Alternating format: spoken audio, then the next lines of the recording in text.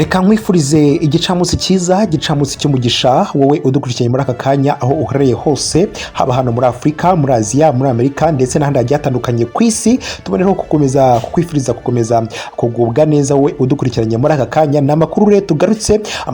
tugarutsemo rero ku buryo bwihutirwa, ni amakuru atugezeho aka kanya. Turi ku gicamunsi ku itariki 22 z'ukwezi kwa 10 umwaka wa 2024. Tugarutse rero makuru akomeye cyane mu kanya atugezeho, na makuru aturuka ku butaka bwa Repubulika Iharanira Demokarasi ya Kongo. By'umwihariko rero twibanda kuri politike, diplomasi ndetse n'umutekano, ariko kandi tugikomoza ku mutekano ukomeje kugenda usamba ku butaka bwa Repubulika Iharanira Demokarasi ya Kongo, aho rero igisirikare cya Repubulika Iharanira Demokarasi ya Kongo FARDC gikomeje kugenda gihanganamo bikomeye cyane n'uyu mutwe twaje intwaro wa M23, aho rero imirwano ikomereje mu bice bigiye bitandukanye, aho rero muri rukerera rwo kuri uyu munsi wo ku itariki 22 z'ukwezi kwa 10 umwaka 2024, umutwe witwaje intwaro wa M23 wagabweho igitero karundura. Ikindi gitero rero cyakozwe n'aba wazarendo bagabye igitero ku mutwe wa M23 mu bice byo muri teritwari ya Amasisi, by'umwihariko mu gace ka Kashuka. Rero ni muri aka gace rero hakaba habereye imirwano itoroshye cyane yahuje igisirikare cya M23 ndetse n'umutwe wa wazarendo, ndetse ni mu gace kegereye Mweso ahabereye imirwano itoroshye cyane yakomeje kugenda ihuza iki gisirikare cya M23 ndetse n'umutwe wa wazarendo. Byari imirwano rero itoroshye cyane yahuje M23. Rero iki gitero kikaba cyaguriyemo abasirikare benshi cyane, aho rero umutwe witwaje intwaro wa M23 wagerageje kwirwanaho ku buryo bukomeye cyane. Ni mu gihe kandi igisirikare cya Repubulika Iharanira Demokarasi ya Kongo gikomeje kugenda kitakaza abasirikare benshi ku mirongo y'imbere ku rugamba. Ariyo mpamvu rero bakomeje kugenda batekereza uburyo ki bashobora kugaba ibitero bakoresheje indege zirimo Sukhoi 23 ndetse na Sukhoi 34. Kugeza ubu ngubu rero Sukhoi 25 ikaba rero ari imwe mu ndege igaba ibitero ku buryo bukomeye cyane, ariko kandi tukikomeza kuri izi ndege zifashishwa ku mirongo y'imbere ku rugamba. Hari amakuru atugeraho avuga ko hari indege barimo bararambagiza mu Buhinde itari yahagera, imwe mu ndege rero izifashishwa ku mirongo y'imbere ku rugamba. Mu gihe kandi mu yandi makuru tugiye kugarukaho nuko umugenzi wacu uherereye ku butaka bwa Repubulika Iharanira Demokarasi ya Kongo agiye kutugezaho byinshi byimbitse mu byakomeje kugenda bigaragara kuri ubutaka bwa Repubulika Iharanira Demokarasi ya Kongo. Reka mwakire ni Karemba Aimable. Ni igisirikare cya Repubulika ya Kongo FARDC gikomeje gukora buri kimwe cyose gishoboka cyataka ibice byose bigize teritwari ya hano Imasisi, gishaka gufata ibice nk'iminova ibweramana, ari nako kinajujubya umutwe wa 23 kugira ngo kirebe yuko cyakwinjira hariya mu misozi y'Irubaya, ariko urabona yuko ibintu bitoroshye habe na gatoya. Ni nako kandi nanone Irubero naho nyuma yuko M23 ikomeje gukora buri kintu cyose gishoboka ngo irebe yuko yafata icyitwa Rubero zone, urabona yuko ibintu bitoroshye habe na gatoya. Ni intambara ikomeje kugenda igaragaramo icyitwa tactique nyinshi zidasanzwe ziri kuzanwa n'iki gisirikare cya Repubulika ya Kongo FARDC ndetse n'icyitwa abafatanya bikorwa babo, nk'uko dukomeje kugenda tubibona ku mirongo y'imbere ku rugamba. kandi ibintu twavuga yuko rwose bifite icyitwa ubudasa dukurikije uburyo ki urugamba rukomeje kugenda ruhanganwa n'igisirikare cya Repubulika ya Kongo. Wari kare nyuma yuko M23 irwanye hariya mu bice byegereye za Pinga, M23 ikarwana mu bice bya hariya Karembe. Bihagaze bite ko M23 igisirikare cya Repubulika ya Kongo FARDC gikomeje guterwa ubwoba bukomeye nuko M23 yaba iri gutera intambwe yinjira muri Warikare, nyuma y'uko rero igisirikare cya Repubulika ya Kongo FARDC ngo gifashe umwanzuro w'uko kigiye gukoresha indege za Sukhoi 25 ndetse na Sukhoi 34 mu rwego kugira ngo barebe yuko bagaba ibitero kuri uno mutwe wa M23. Ariko ibi byose ndakubwiza ukuri yuko bitoroshye habe na gatoya, dukurikije uburyo ki ino ntambara ikomeje kugenda irwanwamo n'uno mutwe wa M23. Deployment mu bice by'Ubutembo, deployment hano muri Nyiragongo mu kibaya cya Kibumba naho ziravuza ubuhuha. Situation Rushuru naho turahikoza, twongere tubabwire ese bihagaze bite nk'uko bisanzwe n'ubundi ku budasa bw'amakuru yacu. ya hano rwose, aho turangajwe imbere no kubagezaho byinshi ku biba bikomeje kugenda bigaragara muri ino misozi yo muri Kivu y'Amajyaruguru, ikomeje kugenda igaragaramo icyitwa intambara karundura ikomeje kuba hagati y'umutwe wa M23 n'igisirikare cya Repubulika ya Congo FARDC. Twihuse cyane rero dutangirire mu misozi ya hano Irubero, aho igisirikare cya Repubulika ya Congo FARDC gikomeje kugerageza gusheringa ku mutwe wa M23, aho igisirikare cya Repubulika ya Congo FARDC abasirikare bagerageje gushinga imbunda hariya Imbowa hafi y'Umumore ndetse n'Imavono hafi y'ishyamba ry'Ikibwe ndetse n'Ikamore, bagasheringa amabombe akajya arenga hariya Katero akagwa mu bice byegereye Kipese ndetse na Kitobo hafi ya Hangi mu bice bisatira n'ubundi Sud Kivu. Ibi ni ibyakozwe n'igisirikare cya Repubulika ya Congo FARDC kugira ngo kigerageze kwirwanaho kirebe niba M23 itagerageza kwinjira mu bice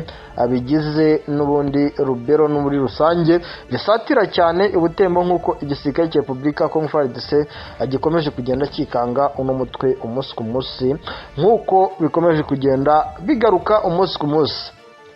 Ni amabombe agera kuri 2 yaje guterwa n'igisirikare cya Congo FARDC. Ku munsi w'ejo nabwo hatewe amabombe agera kuri 3. Ibi ni by'igisirikare cya Repubulika ya Congo FARDC gikomeje kugenda gikoresha mu rwego rwo kugira ngo kirebe yuko cyahangana n'uno mutwe wa M23. Ni nyuma yuko icyitwa MONUSCO nacyo gikomeje kugenda gitoza bano mu basirikare bari gukoresha zino mbunda ziremereye mu gusheringa mu birometero bya kure cyane. Ibi ngibi bikomeje kugenda birebwa n'abantu benshi ba kino gihugu, ndetse benshi muri bo bakanabigaya, bakavuga yuko MONUSCO ikomeje kugenda irengera mu rwego rwo gukora bino bikorwa byo gushyigikira icyitwa igisirikare cya Repubulika ya Congo FARDC, nk'uko bikomeje kugenda bigaragara. Ni amabombe rero yaje guterwa, ariko ku bw'amahirwe nta muturage wahakomerekeye, ku bw'amahirwe nta muturage waguyemo, ku bw'amahirwe nta musirikare wa M23 waguyemo cyangwa se hagira ikibazo kiba. N'ubundi M23 byaje kuba aho M23 nyuma yuko ifashe ibice byegereye za Migeri, igafata ibice byegereye za Ngango, ikafata ibice byegereye za Kitowa ndetse n'ahitwa za Buriba n'ahitwa za Kageri, yagize gutya ihubaka ikoranabuhanga ridasanzwe n'ubundi riburizamo icyitwa ibisasu, byaba ari ibitewe n'indege cyangwa se byaba ari n'ibirashwe hakoreshejwe izi mbunda ziremereye. Nyamuneka ibi nibyo bikomeje kugenda bigaruka bikorwa n'igisirikare cya Repubulika ya Congo FARDC, nk'uko dukomeje kugenda tubibona ku mirongo y'imbere ku rugamba, urugamba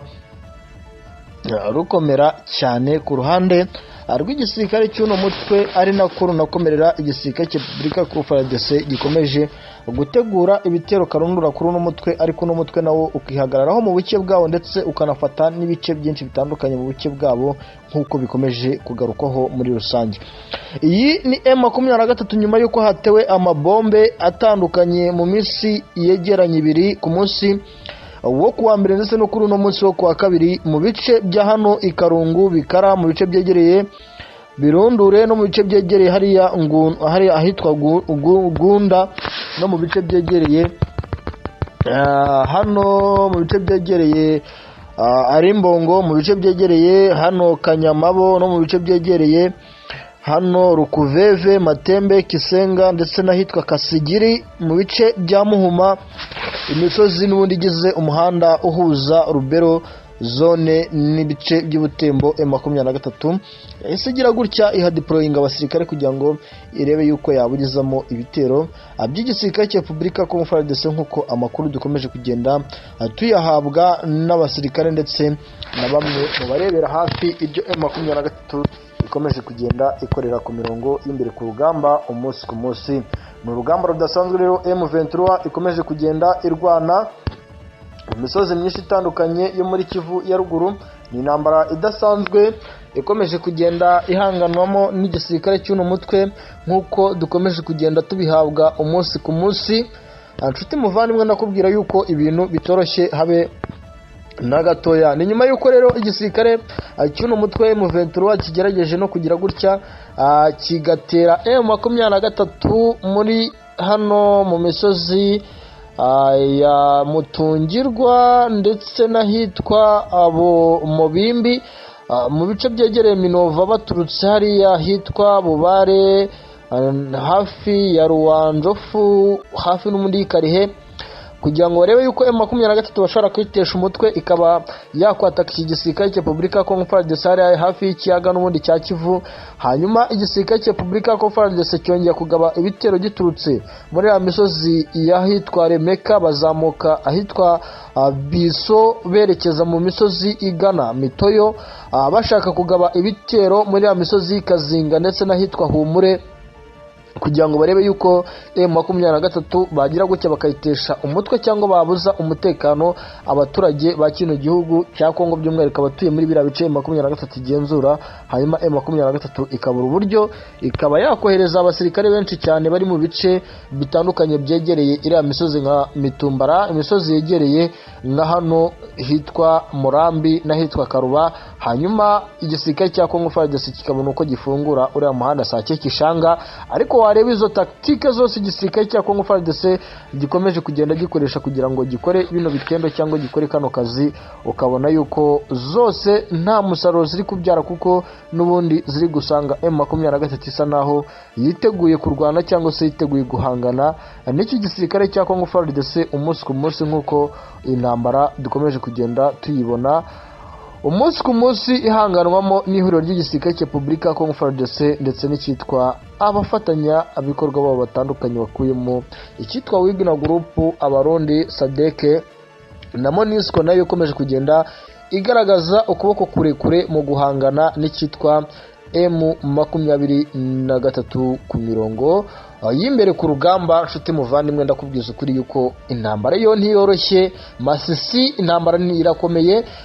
hitwa Rubero intambara irakomeye, Rushuru naho nibyoroshye, Nyiragongo icyitwa deployment ziravuza ubuhuha, kuko nk'ubu ngubu mu bice bitandukanye bigize inkengero za Monigi, ibice bigize inkengero za hano Kibati, icyitwa deployment ku ruhande rw'igisirikare cya Repubulika ya Congo FARDC ziravuza ubuhuha, kandi deployment zifite ubudasa rwose butandukanye nuko igisirikare cya Repubulika ya Congo FARDC twari twabonaga kideployinga abawazarendo benshi mu bice byinshi bitandukanye, nk'uko bari barakomeje kugenda bitwa ngo ni ibitambo by'abandi basirikare ku mirongo y'imbere ku rugamba. Ariko siko bimeze, hakomeje kwibandwa ku basirikare bafite ubudahangarwa ndetse n'ubushobozi bwo guhangana n'umutwe bitandukanye nuko twari twarakomeje kugenda tubibona ku rugamba. Igisirikare cya Repubulika ya Congo FARDC